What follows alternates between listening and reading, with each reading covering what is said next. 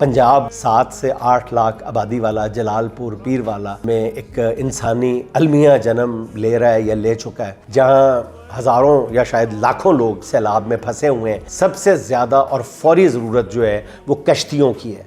खुराक ख़त्म हो चुकी है, मोबाइल फ़ोन डेड हो चुके हैं, लोग छतों पर बैठे कश्तियों के मुंतज़र हैं, इमदाद के मुंतज़र हैं। हंगामी बुनियादों पर रेस्क्यू ऑपरेशन चाहिए, मगर हुकूमत जो है वो मुकम्मल तौर पे गायब है। आपको फ़ौज के जवान नज़र आते हैं या अल-खिदमत के रज़ाकार नज़र आते हैं या दूसरी जो प्राइवेट तंजीमें हैं वो कहीं आपको काम करती नज़र आती हैं। पंजाब हुकूमत जो है वही नुमाइशी कामों में लगी हुई है। गुज़िश्ता रोज़ सीनियर सूबाई वज़ीर मरियम औरंगज़ेब साहिबा जलालपुर पीरवाला गई, जहाँ सरकारी अफसरान और चंद वो नून लीगियों से मिली।